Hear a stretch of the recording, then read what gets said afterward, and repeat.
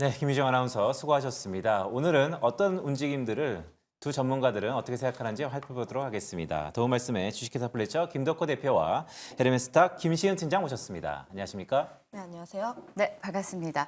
자, 일단 CPI 발표 단계 뉴욕장 안에서도 이슈가 됐습니다. 올라가는 듯 하다가 훅 빠졌던 뉴욕 증시, 차익 실현 매물이다라는 분석이 나오고 있는데요. 차익 실현이라고 해서 따라가기에는 국내 증시 그렇게 또 오른 건 아니었기 때문에 오늘 장을 어떻게 판단해야 되는지 궁금증이 생깁니다. 일단 교수님이 좀 거시경제를 보시잖아요. CPI 어떻게 보셨어요? 6월달 CPI가 보니까 2022년 7월 이후에 네. 전월 대비 마이너스 수익률을 보였고 2020년 5월, 그러니까 팬데믹 이후에 가장 낮은 전년 동월 대비 3%를 보였는데 이것을 단기적으로 볼지 장기적으로 볼지가 좀 다를 것 같습니다. 제가 전망 모형에 좀 따르면요. 사실 올해 한 10월 달 말까지, 그러니까 우리가 11월 달에 바라보는 미국의 인플레이션 지표는 계속 내려갈 거예요.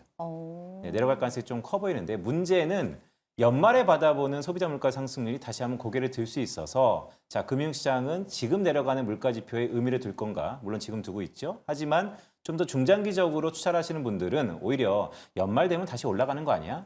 지금의 기준금리 인하 기대가 좀 더 과한 거 아니야? 이런 우려감도 동반혼재될 수 있는 그런 물가 지표라고 생각하고 있습니다. 그러면 교수님이라면 오늘장 투자 어떻게 하시겠어요? 자, 오늘장 같은 건 어저께 미국의 나스닥의 급락과 러셀 지수의 반등이 좀 말해주는 것 네. 같은데 다양한 유동성들, 즉 단기 유동성들의 혼재된 상황에서 순환매가 좀 일어날 것 같은데요. 저는 개인적으로 좀 안전하게 마음 편히 하는 투자를 좀 지향하고 있기 때문에 오늘 같은 대형주의 조정은 잠시 좀 노려보다가 오히려 다음 주를 좀 더 기약하지 않을까라는 생각을 갖고 있습니다.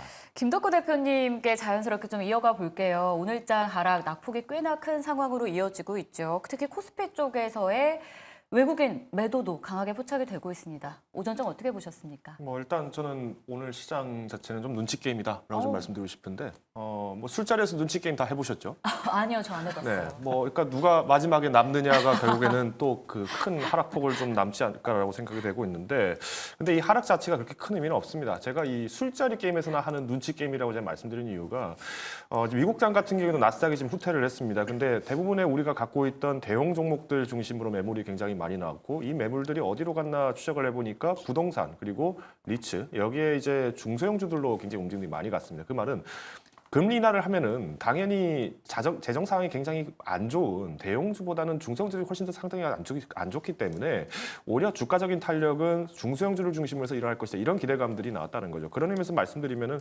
오늘 하락하는 부분들에 대해서 너무 크게 걱정하실 필요는 없다라고 좀 말씀드리고 싶고요. 물론 이제 빈센트 교수님께서 말씀하신 것처럼 사실 오늘 CPI가 발표됐다라고 해서 이 부분들이 정말 극단적으로 금리 인하를 12월에 3번까지나 일한다? 이 부분들은 거의 쉽지 않을 거라고 보고 있습니다. 다만 우리가 그렇다고 해서 기업 가치가 당장 훼손된 것도 아니고 오히려 저는 지금 상황을 좀 더 현명하게 주시하는 분들이라면은 오늘처럼 이렇게 조정이 크게 나오는 종목들 중에서는 다시 한번 좀 매수를 할 수 있는 기회도 또 새롭게 나오지 않았나라고 이야기를 드리겠습니다. 네, 오늘의 장세는 눈치 게임이다. 오늘 오히려 조정받는 그 종목들은 눈여겨봐야 된다. 자, 어떤 종목인지 제가 후에 좀 여쭤보도록 하겠습니다. 자, 김시현 팀장님. 어저께 미국 증시는 그래도 중소형주가 좀 반등했는데 오늘 개장과 동시에 코스닥은 약간 고개를 들더니 우리 방송 시작하면서부터는 다시 한번 고개를 숙이고 있어요. 우리 증시 또 미국과의 디커플링입니까? 일단 외국인 수급에 좌지우지할 수밖에 없는 상황이라 보시면 좋을 것 같은데 특히 지금 대형주도 쉬어가고 있고 투톱이라고 할 수 있는 삼성전자, SK하이닉스 역시도 한 3% 정도 하락세가 나타나고 있습니다. 그런데 장 초반에 좀 이제 개장을 보셨던 분들은 아시겠지만 항상 꼽혔던 이슈 두산이 좀 전체적인 이슈를 다 잡아먹고 있는 상황이라 보시면 좋을 것 같고 이들 종목을 제외하고는 개별 종목 이슈로만 좀 움직이는 상황들 이들의 연속성이 사실은 좀 나와주지 않은 상황이고 이들이 과연 여기서 더 움직일 수 있을까에 대한 불확실성이 나와주고 있는 상황이라서 현재 지금 사람들은 조금 눈치를 많이 보고 있다. 네. 앞서 이야기를 했던 것처럼 눈치를 굉장히 많이 보고 있어요. 물론 미국 증시에서 대형주 떨어지고 중소형주 올랐으니까 우리나라도 좀 움직이지 않을까. 장 초반에 그렇게 움직였습니다. 그런데 중소형 쪽에서 움직였을 때 여기서 더 연속적으로 더 움직이기 위해서 추가적인 이슈가 더 붙어야 하는데 과연 사람들이 여기에서 더 연속성을 더 볼 것인지 그리고 주말 사이에 또 다른 이슈가 붙고 다시 한번 다음 주부터는 반도체가 움직이지 않을지 그런 생각들을 하면서 현재 증시 자체는 앞서 이야기를 했던 것처럼 관망을 하는 심리가 조금 더 맞지 않을까라는 의견을 드려보도록 할게요. 알겠습니다. 그리고 또 하나 사실 금리 인하 기대감이 있음에도 불구하고 교수님은 좀 과하지 않나라는 코멘트를 주시긴 했지만 시장은 이 기대를 굉장히 오래 했기 때문에 좀 종지부를 찍고 싶어 해요. 그래서일까요? 금리 인하 기대감이 나오는 섹터 쪽의 상승률도 눈에 띄고 있죠. 그중 하나가 이번 주에 좀 강했던 게 소프트웨어 업종 안에서도 네이버랑 카카오입니다. 현 구간에서도 상승률이 나름 괜찮은 상황이라서 김덕구 대표님께 좀 투자 의견을 받아볼게요. AI 상승에서 좀 소외됐었는데 오늘 장에서의 이 두 종목의 상승을 보자면 바닥 찍고 좀 올라가는 시그널로 봐도 되겠습니까? 일단 좀 그동안 소외가 많이 됐기 때문에 좀 단기적으로 상승한다고도 저는 말씀드릴 것 같고 지금 계속 말씀드리지만은 지금 증권가에서 레포트 나오면은 반짝 상승이 좀 많이 나온다고 말씀드렸는데 네이버가 10일에 목표 주가를 좀 네이버가 10일에 또 이제 증권사에서 또 연일 강세를 좀 발표를 했네요.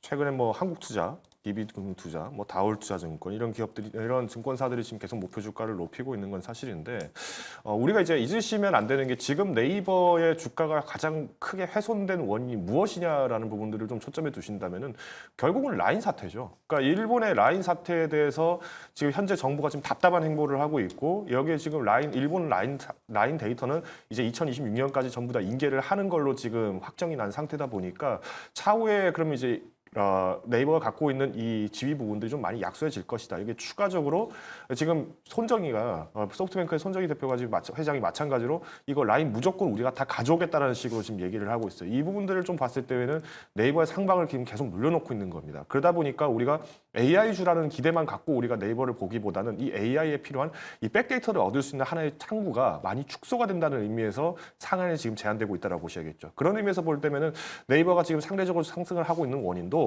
이 라인 부분에 대해서 너무 좀 저평가된 것은 있지만 우리가 뭐 디지털 트윈이라든가 메타버스 부분에서는 계속 시도하고 있는 부분들이 굉장히 크기 때문에 우리가 사업성 평가를 본다라고 하면은 저평가된 것은 맞지만 그렇다고 이 부분들이 과평가되기에는 조금 더 시간이 좀 필요하다. 그래서 반기적 반등에 조금 더 제한적이지 않을까라고 판단을 하고 있습니다. 자, 김덕거 대표가 이번 주에 네이버의 주가의 향방에 언급을 주시면서 증권사에서 커버리지로 레포트들이 많이 나왔다라는 말씀하셨어요. 근데 제가 레포트들의 쭉 흐름을 보니까 실적은 사실 2분기에도 별변치 않을 것 같다. 하지만 AI 로드맵을 즉 향후의 바로미터를 제시하면 그 부분들의 상당 부분 네이버의 주가의 향방이 달라질 것 같다. 이런 의미인데 개인적으로는 어떻게 보세요? 제시를 할 수 있을까요?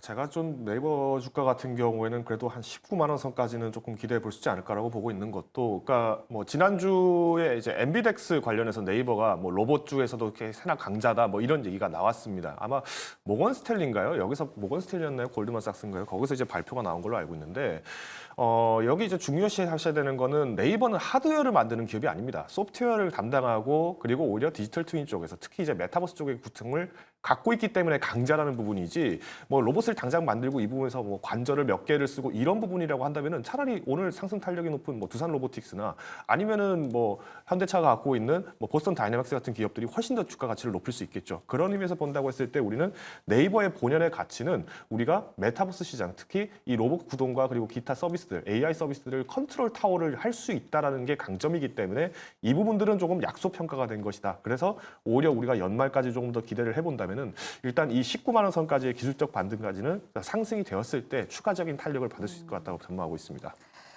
그럼 이제부터 저희한테 더 중요한 건 금요일장이고 또 다음 주를 준비해야 되니까 어떤 전략을 세워서 오늘 마무리를 해야 될까일 것 같습니다. 김덕구 대표님이 앞서서 눈치게임이라는 표현을 좀 써주셨는데요.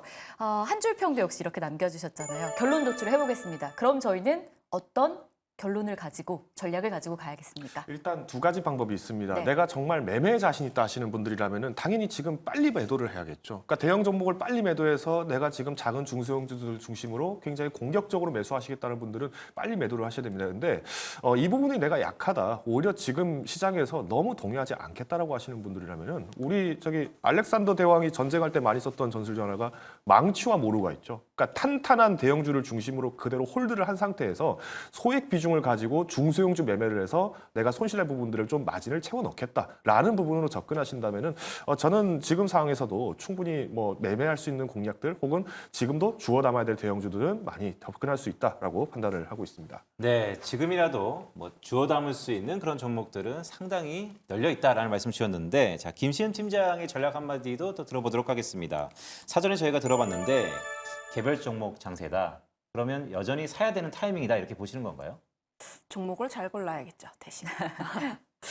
일단 좀 매매에 대한 전략을 이야기를 하자면 트레이딩 잘 하시는 분들 같은 경우 트레이딩 잘 하시면 됩니다. 개별 종목 장세이다 보니까 개별 종목군들의 변동성이 커지는 상황이라 보시면 좋을 것 같고, 특히 오늘 같은 장에서는 올라가는 종목이 많지가 않다 보니까 실제 개인 트레이딩 하시는 분들 같은 경우에는 좀 좋은 날이라고 보시면 좋을 것 같아요. 다만 우리가 좀 모아가는 전략을 취하시는 분들 같은 경우는 좀 전략을 다시 하지 않을까라는 의견을 드려보도록 하겠는데, 물론 저는 아직까지 외국인 수급이 계속 들어오는 섹터 내에서 노는 게 더 맞다라고 의견을 드려보도록 할게요. 그 이유가 지난해 11월부터 계속해서 외국인의 자금이 들어온 흐름들이 나왔었고, 한 5월, 6월부터는 미국계 자금이 굉장히 많이 들어왔습니다. 미국계 자금이 들어오면서부터 많이 바뀌었던 게 반도체가 굉장히 많이 올랐고, 그로 인해서 SK하이닉스라든지 삼성전자 쪽에 대한 강한 상승 흐름들이 나와줬기 때문에 가장 중요한 것은 미국 M7, 특히 AI 관련 반도체 종목군들의 상승이 다시 한번 더 나타나는지 여부라 보시면 좋을 것 같은데, 저는 물론 오늘 이제 미국 증시에서 차익 실현이 나오긴 했지만, 다만 이런 부분 같은 경우에는 다시 다음 주 같은 경우에 반등이 나올 가능성이 더 크다. 여기서 수급이 흐름이 이동을 하기에는 M7 쪽에 대한 상승 흐름들도 전 나쁘지 않고 성장에 대한 기대감도 나와 있고, 특히 우리나라 같은 경우에는 밸류에 대한 부담이 없습니다. 그런 점에서 보게 되었을 때 반도체 종목군들을 비롯한 외국인 수급이 굉장히 많이 들어온 종목군들 같은 경우는 눌렸을 때 다시 한번 잡아보시는 기회의 장도 되지 않을까라는 의견을 드려보도록 할게요. 자, 김시은 팀장님의 말씀 중에서 이런 게 좀 뇌리에 박히는데, 한국 주식, 즉 국내 주식의 밸류에이션이 그렇게 높지 않다. 좀 매력적인 주식들이 좀 있다라는 얘기인데, 자, 그런 의미에서 우리 주식의 선도를 이끌어갔던 반도체를 저희가 짚고 넘어가야 될 것 같습니다. 자, 오늘은 삼성전자 하이닉스의 조정폭이 좀 큰데, 이 반도체 관련돼서는 어떻게 좀 봐야 될까요? 오늘 좀 하락세가 크게 나왔던 것은 아무래도 외국 쪽에 대한 비중이 좀 50%가 넘다 보니까 그에 대한 영향이 있지 않을까라는 의견을 드려보도록 하겠는데, 다만 지금 반도체 쪽 같은 경우에 특히 투톱을 보게 되었을 때 삼성전자를 먼저 보시면 좋을 것 같은데, 삼성전자에서 외국인 수급이 일정하게 나오기만 한다면 저는 크게 문제는 없을 것 같다라는 의견을 드려보도록 하겠고, 저는 그래서 단기적으로 9만 원까지는 좀 보고 있는데, 단기적입니다. 네. 이제 이 멘트를 좀 주의하시면 좋을 것 같고, 거기다가 더해서 제가 항상 이 자리에서 외국인 선물에 대한 이야기를 굉장히 많이 해요. 굉장히 많이 하는데, 현재 누적으로 보게 되었을 때 4조 1천억 정도가 들어왔고, 제가 이제 과거의 사례를 보게 되었을 때 5조까지 들어왔던 사례들을 보게 되면, 물론 목에 찬 흐름들은 많습니다. 목에 찼기 때문에 추가로 들어올 수 있는 물량이 조금 적기는 하지만, 그럼에도 불구하고 여기에서 SK하이닉스의 실적이라든지 혹은 삼성전자의 개별적인 이슈라든지 좀 더 들어올 수 있는 물량을 보게 되었을 때 9만 원까지는 좀 더 올라가지 않을까라는 의견을 드려보도록 하겠고, 9만 원까지 올라갔는데, 그럼 가장 중요한 것은 여기서 삼성전자에 대한 매수세가 끊기지 않으면서 다른 중소형 종목군들로 순환매가 일어나야 하는 현상이 나와야 해요. 저는 지금 그런 흐름들이 하반기에는 실적이라든지 굉장히 다양한 요소들을 보게 되었을 때 지금 반도체를 떨어진다고 해서 안 볼 이유가 있을까? 라는 의견을 드려보도록 하겠습니다. 자, 김시은 팀장님의 말씀 좀 들으면 반도체는 지금의 조정이 오히려 매수의 적극적인 기회다 이렇게 좀 들리는데요. 자, 이번에 김덕호 대표님한테 좀 여쭤볼게요. 좀 단도직입적으로 여쭤보겠습니다. 오늘 삼성전자, SK하이닉스 조정받고 있습니다. 그리고 미국에는 대형주에서 중소형주로 순환매가 나타나는 시그널이 나왔습니다.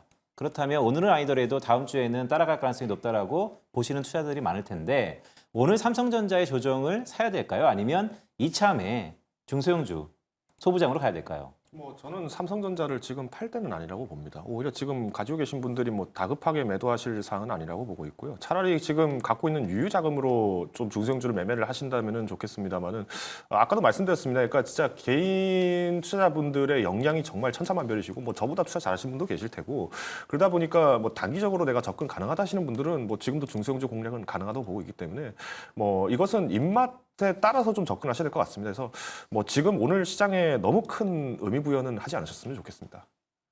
장비주에 대해서도 한번 알아봐야 될 것 같은데요. 일부 종목을 제외하고는 장비주도 고점을 논하기에는 좀 아쉬운 종목들이 훨씬 더 많다 보니까 장비주에 대한 전략을 좀 어떻게 가져가야 될까요, 팀장님? 일단 좀 소부장 쪽에서 가장 먼저 움직인 쪽이 장비주이다 네. 보니까 조금 더 관심이 많아질 것 같아요. 다만 장비주 같은 경우도 우리가 좀 옥석 가리기가 필요하다라는 의견 드려보도록 하겠는데 반도체 섹터들 잘 움직이고 있는 와중에서도 내 종목은 안 가는 그런 이상한 현상이 발생하고 맞아요. 있습니다. 그 이유가 장비주 중에서도 후공정에 또 들어가는지 전공정에 들어가는지 후공정 내에서도 HBM 관련했을 때 실적이 가시적으로 나오는 기업인지 아닌지에 따라서 지금 주가에 대한 변동성 자체가 굉장히 다르다 보니까 지금 선택을 좀 잘해야 하는 시기라고 보시면 좋을 것 같아요. 특히 뭐 테크윙이라든지 이런 종목군들 같은 경우는 HBM 관련했을 때 실적에 대한 기대감을 안고 계속해서 올랐던 종목군들입니다. 다만 이런 종목군들 같은 경우가 실적에 대한 기대감을 함께 안고 기관들의 리포트도 굉장히 긍정적인 내용들이 나오면서 목표 주가도 굉장히 공격적으로 나오는 상황들이 많기 때문에 저는 지금 일정 라인대를 이탈하지 않았다면은 지금은 계속해서 홀딩하는 의견을 드려보도록 하겠고 다만 내가 주의를 해야 하는 것은 특히 5일 이평선이라든지 10일 이평선을 타고 올라갔던 종목군들 같은 경우는 그 추세를 타고 올라갔던 흐름들이 있기 때문에 만약 그 라인들을 깨게 되었을 때는 반드시 비중 조절을 해주실 필요가 있다라는 의견을 드려보도록 하겠고 뭐 유진테크라든지 전공정 관련 기업들 같은 경우는 약간 지금 크게 오르지 않았다 보니까 변동성도 크게 나타나진 않은 현상이 나오고 있어서 현재 보유하고 있으신 분들 같은 경우에는 하반기 그리고 내년을 조금 더 바라보면서 조금 더 홀딩을 하는 의견을 드려보도록 하겠습니다. 결국 필라델피아 반도체 지수도 어제 정말 많이 올랐다고 했을 때 같이 오르나 했더니 그 정도는 또 안 가더니 또 미국장 하락하는 건 왜 이렇게 잘 따라가나 하는 고민이 드는 시점이었는데요. 두 분은 오히려 개별 이슈로 하락하는 게 아니기 때문에 매수의 기회가 될 수 있다. 보유자들도 계속 보유하자라는 반도체에 대한 의견을 정리해 볼 수 있을 것 같습니다. 자, 다음으로는 로봇주도 한번 가볼게요. 두산의 지배구조 개편 소식과 함께 두산 로보틱스가 급등, 거래 대금을 빨아들이면서 시장의 관심을 한 몸에 받고 있는 상황입니다. 자, 누가 더 이 지배구조 개편에서 유리할까, 수혜일까? 두산 로보틱스다라는 말이 있고요. 레인보우 로보틱스도 휴머노이드 개발에 착수했다는 소식 속에 투심을 좀 자극하고 있는데요. 투자 의견 한번 팻말로 알아보도록 할게요. OX 어떤 의견이실지 들어주시죠. 로봇주에 대해서는 의견이 엇갈렸습니다. 김덕호 대표님은 안 사겠다라고 지금 주신 건데요. 많이 올라서 오늘 자리에서에 대한 의견이실까요? 아니면 로봇주가 좀 작년에 반짝하다가 쉬었잖아요. 그래서 좀 더 쉴 거라고 보시는 걸까요? 일단 뭐 오늘은 차익 실현의 개념으로 가야겠죠. 그러니까 두산 로보틱스를 필두로 해서 지금 이제 상승 탄력이 나온 건데 뭐 삼성전자가 뭐 이전에도 뭐 로봇을 활용해서 HBM 양산은 다 이제 100% 생산하겠다 이런 얘기들은 뭐 결국 이제 장기적으로 주목을 할 수밖에 없는 건 당연합니다. 근데 여기서 이제 주목하셔야 될 거는 그러면 우리가 이제 매매를 한다는 입장에서 봤을 때 두산 로보틱스 저희 2주 전부터 계속 이제 공략 들어갔었죠. 그러면 오늘 이렇게 두산 로보틱스가 두산 밥켓을 품는다? 이거는 지금 두산그룹에서 뭔가 좀 취중이 있는 겁니다. 실질적으로 매출이나 영업 실적을 보더라도 두산 밥켓이 오히려 배꼽이 더 큰 상황입니다. 근데도 불구하고 두산 로보틱스가 품었다? 물론 여기에 대해서 낌새는 있었죠. 그러니까 저희도 뭐 두산그룹 봐야 된다. 두산 밥켓, 두산 로보틱스 계속 주목인데 하는 것도 이미 CES 2024 때 두산 밥켓이 무인 전기 트랙터를 갖다가 공개를 하기 시작하면서 우리 앞으로는 사람 없어도 이렇게 돌아갈 수 있는 로봇화되어 있는 중장비를 만들겠습니다를 공개를 했었죠. 그러면 저는 이 시기가 조금 예상보다 좀 빨리 발표됐다라고 저는 보고 있습니다. 아무래도 이번 8월 달에 뭐 MSCI 편입에 관련해서 뭐 두산 로보틱스가 좀 상정 가능성이 있느냐 이런 얘기들이 나올 것 같고요. 그러면 오히려 빠르게 지금 상정까지 한다라는 기대를 봤을 때면은 또 여기에 추가적인 매물도 나올 수 있다고 봅니다. 다만 우리가 8월까지 좀 논의를 할 때에서는 시간이 그래도 조금 오랫동안 기간이 있기 때문에 저는 오늘 같이 좀 장세가 좀 안 좋은 장세 속에서 탄력을 받았던 두산 두산 로보틱스를 비롯해서 좀 많은 로봇주들은 조금 분할 매도를 하시는 게 바람직하지 않나라고 요약을 드리겠습니다. 김덕호 대표는 로봇주에 관련돼서 분할 매도를 하는 게 어떤가라는 말씀을 주셨는데, 자, 김시은 팀장께 좀 여쭤보겠습니다. 제 기억으로는 지난주에 공략주가 두산이었습니다. 되게 두산에 대해서 좀 고무적으로 두산 전반적인 생각을 하는 것 같은데, 두산 관련돼서 이 개편에 대해서는 어떻게 좀 봐야 될까요? 김시은 팀장님이 두산 하셨던 건 아니었고 네네. 다른 대표님이 아, 하셨던 그랬나요? 아, 죄송합니다. 아, 제가 두 번 물어봐갖고 김시은 대표님 줄 알았습니다. 자, 두산에 관련해서 어떻게 좀 봐야 될까요? 네, 일단 이번 이슈로 보게 되었을 때 들었던 생각은 첫 번째로 기업 오너 일가에서 수혜가 좀 나오고 있다. 두 번째로는 두산 로보틱스의 재정 상태가 좀 안 좋을 수도 있겠다라는 생각이 우선적으로 들었습니다. 로봇 섹터이다 보니까 좀 더 두산 로보틱스 쪽에 대한 이야기를 해보게 되면은 두산 바켓이라는 기업이 좀 영업이익이라든지 굉장히 캐시카우 역할을 했던 기업인데 그쪽이 두산 로보틱스로 갔다라는 것은 재정 상태를 조금 더 긍정적으로 하겠다라는 의미로 받아들여지고 있어요.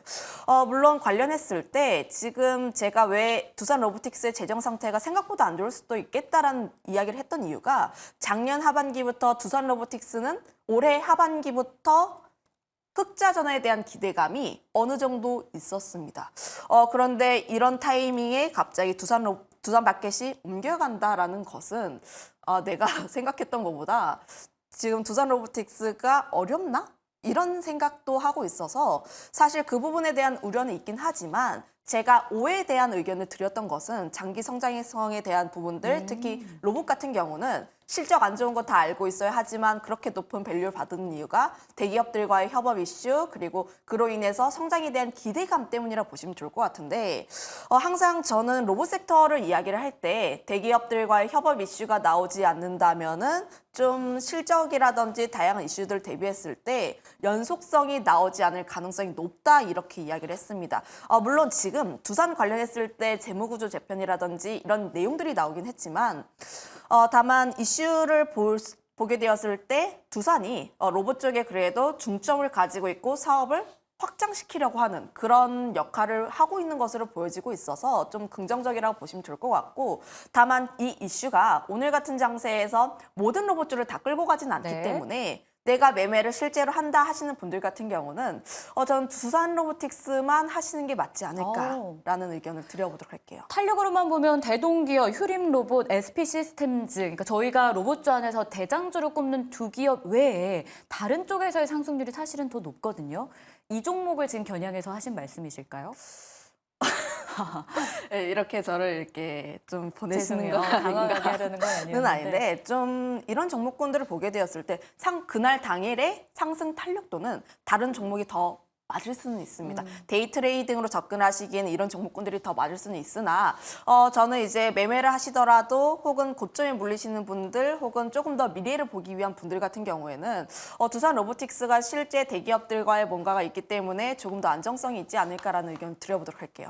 결국 장기 성장에 대한 이런 그림을 크게 보고 간다면 로봇주 안에서도 대장주 위주로 하는 게 맞다라는 조언이었습니다. 기억해봐야 될 것 같고요. 자, 다음으로는 제약바이오도 한번 볼게요. 금리 인하하면 제약바이오도 빼놓을 수가 없는 상황이죠. 다만 요즘 제약바이오 가는 종목 중심의 상승이 나오다 보니까 그리고 가는 종목의 상승이 워낙 가파르다 보니까 따라가기도 뭐하고 바라만 보고 있자니 그것도 답답한 심정입니다. 오늘은 HLB 삼천당제약은 하락하는데 알테오젠과 셀트리온 제약, 비만 치료제 쪽에서의 상승 눈에 띄는데요. 김덕호 대표님과 김시은 팀장님은 과연 제약바이오에 대한 투자 의견 어떨까요? OX 들어주시죠.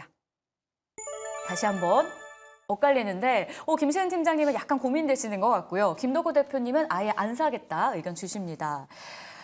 제약바이오 매도하자라는 의견, 그러면 금리 인하 기대, 비만 치료제가 트렌드로 자리 잡은 상황에서 제약바이오는 언제 매수해야 되는 걸까요? 일단 오늘은 홀드죠. 그러니까 오늘 구태여 더 매수를 하실 필요는 저는 없다고 보고요. 그러니까 이미 가지고 계신 분들이라면은 너무 무리하실 필요는 없다고 좀 말씀드리고 싶습니다. 그러니까 지금 오늘 이제 대형주 중심으로 이제 매물들이 나오기 시작했는데 빅테크들 중심으로 해서 매물이 나왔죠. 그러면 여기에 이제 추가적으로 매물이 나올 가능성이 있는 건 어떻게 보면 바이오기도 합니다. 왜? 이미 금리 인하에 대해서 기대감을 갖고 접근했던 많은 분들이 바이오를 기여를 다 쥐고 있는 상황이기 때문에 여기서 내가 매매가 좀 자신 있다 하신 분들은 아까 제가 말씀드렸던 것처럼 이제 종목 교체가 좀 일어나겠죠. 그 부분들이 다음 주까지는 저는 적어도 이어질 거라고 저는 좀 전망을 하고 있습니다. 이런 의미에서 말씀드리면은 오늘 매수를 꼭 하시기보다는 좀 호응을 가다듬으시면서 1주, 2주 정도를 지켜보시고 접근하시는 게 맞다라고 저는 보고 있고요. 당연히 이제 종목별로 어떤 기업별로 이제 테마가 굉장히 다릅니다.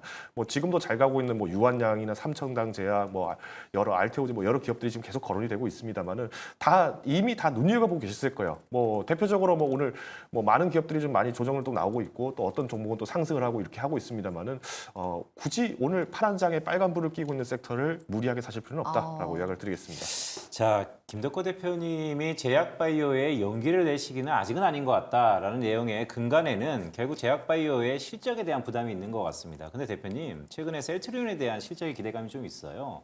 제약바이오의 대장주라고 할 수 있는 셀트리온이 기본적으로 램시마를 비롯해서 실적이 잡힐 것이다. 자, 이렇다면 약간 우리가 용기를 내도 되는 시점 아닙니까?